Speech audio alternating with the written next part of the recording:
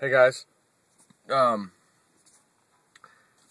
gonna do a report yesterday for you on the TSA groping, all that stuff, how it's just absolutely exploding. And it's funny because all on the news and other places they're saying, you know, basically they keep using the word tipping point regarding people backlashing the TSA. We've reached a tipping point and now people are upset and this and that, which is funny word to use. Having said that, remember what the webbot said, what Cliff High said specifically, same with George Ure. You are not going to have to look for news when this event occurs. This is the first time in the history of the webbot that they weren't sure specifically what it would be, which was baffling to them, but they just knew it would be huge. You would not have to wonder what the news was. It's going to be on the news. You're not going to have to go searching for it. So the TSA started to kind of squeak in there and fit that bill a little bit. It's all over the place. And they're using the word tipping point. Well, I got a better one for you. Now, granted, 9 days late. 9 days late. But here it is.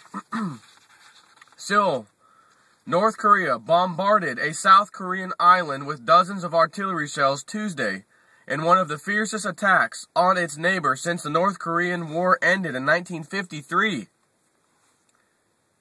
That happened. That's this morning. Just read it right, fresh off the MSNBC or MSN. Actually, it was on Google. Anyways, 1953.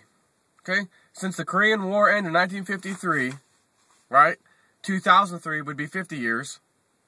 Right? So we're at 57 years or whatever, almost 58 years now. And all of a sudden now a skirmish occurs. By chance, 9 days after the webbot massive prediction of a tipping point, which will occur, and it just goes downhill, downhill, downhill from there. We've already seen what's going on with TSA, which is just like a little walk in the park, getting ready for the big one, and here we have North Korea. Does that mean the United States is now going to back up our enemy, which we've always promised to do? We've always promised, hey, you're our ally, we're going to be there for you. Are you going to back out now?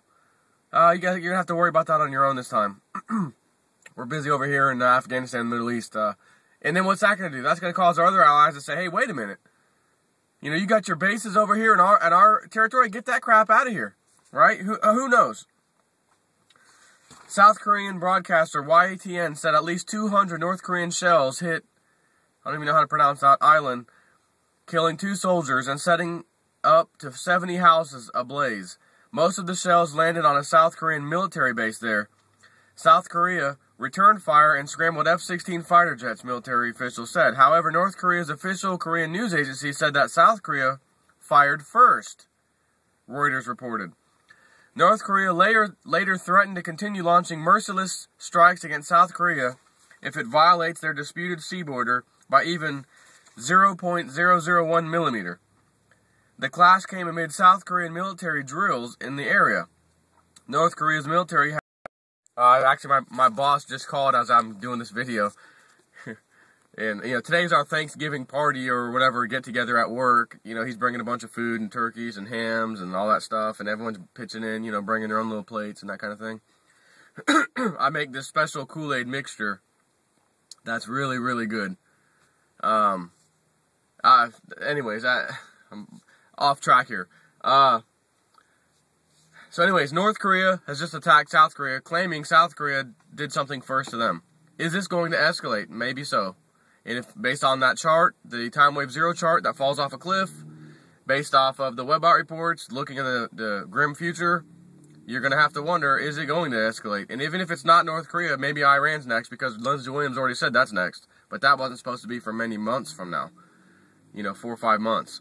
So, anyways, 9 days late, right? How could you watch that webbot? This thing, web fail, bot fail, all these jackasses who have sent me messages and commented. How could you watch this piece of garbage? How can you pay attention? Because you guys are stupid. That's why you guys are dumb. You don't have a brain. Blah blah blah. So let me go here. It's 9 days late. That's true. It's 9 days late. It's 9 days past the 14th. Now they always ask for 2 or 3 days plus or minus. So let's give them 3 days, which would be the 14th, 15th, 16th, 17th. So let's go for the 17th. 18, 19, 20, 21, 22, 23. It's only 6 days. It's actually technically only 6 days past due if you want to get real technical. So are you a bozo to say, well, it missed it by 6 or 9 days, who wants to pay attention to that piece of crap? How stupid. I'm never going to look at it ever again. Well, guess what, jackass? Go ahead. Don't look at it again. Don't waste your time because it was 6 or 9 days off. Don't worry about what the future holds. It's all lollipops and puppy dogs. It's all good. You don't have to wonder what's coming. The economy's going to turn around any second. Barack Obama's going to be a hero. You're going to get your jobs back. You're going to get all the unemployment benefits you need. Oh, wait a minute. They already passed a law that said they're not extending unemployment. Ah, darn. Yeah, skip that one. That's not part of the good outlook. Right? So let me give you all this fake hope and nonsense. Because you don't want to accept what the webbot tells you. It is doom and gloom. You can't accept it, so you try to find a way to put your little hope and faith nonsense in there that it's just going to get better miraculously. It's not going to. Sorry about your luck. And I don't want it to come. I don't want doom and gloom. You really think a person's going to really appreciate that, knowing that I'm going to have to experience it to some level too? Probably not as much as the average person, because I've been preparing since 2007. Food storage, silver, ham radio, solar panels, you name it. Big barrels of water in my garage. 55-gallon drums, whatever. That's just preparation. If I'm wrong, so what? What do I lose? Nothing. I've already won because my silver has gone up 3 times its value. So I've already won there, and I'm not selling it now anyways. The webbot has nailed the tipping point prediction absolutely positively as today. Let's not even take into account the other news that I gave you the other day that said, hey, look at all this interesting news that happened between the 5th and the 14th of webbot hot date, right? A lot of interesting stuff that isn't normal news all piled in within that week period. It's like, if you add up all that together, it's quite a bit of stuff. But it's, again, I told you, it's not the tipping point, man. They said you will turn on the news, you will know what it is. You'll go to work, you're going to know what it is. If a 25-year-old food service person in Pensacola, Florida knows what it is at that day, you're going to know too. That was the analogy they used. Trust me, that food service guy knows what happened. By the end of today, everyone's going to know that North Korea just did what they did. So anyways, webbot right again, minus 6 days, minus 9 days, whatever you want to call it. So all you bozos that emailed me and messaged me on Facebook or on YouTube, how could you follow this thing? It's wrong again. Web fail again. Ha ha ha. I expect every one of you to say, hey man, damn, looks like that webbot was right after all. Sure, it was 9 days late, but man, I'm going to have to shut my mouth now. And further, I've saved all your little messages, so I'm going to contact each and every one of you privately and say, hey bozo, how'd that webbot report work out for you? You going to buy the next one? You damn right you are, you silly bastard. Anyways, that's all I got for you. Got to go back inside and prep for this little lunch thing at work.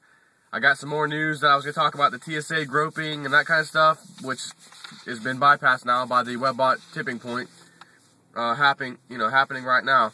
And it basically is about a friend of mine who emailed me and kind of agreed with the TSA, saying, we do need some security, don't we? What if it'd be just easy for a Muslim to get on one of these planes? So I gave him back. Well, okay, what if they do? And then they ramp up security, then they go to a bus station, they blow up a bus, then they can ramp up security there, then they do it in a train, they ramp up security there, then a bomb goes off in a building downtown, okay, then you got checkpoints all over the earth, all over the United States, then what? Yeah, we'll keep escalating, and that was my point, and I'll talk more about that later when I make the video. Anyways, I gotta go, talk to you guys later.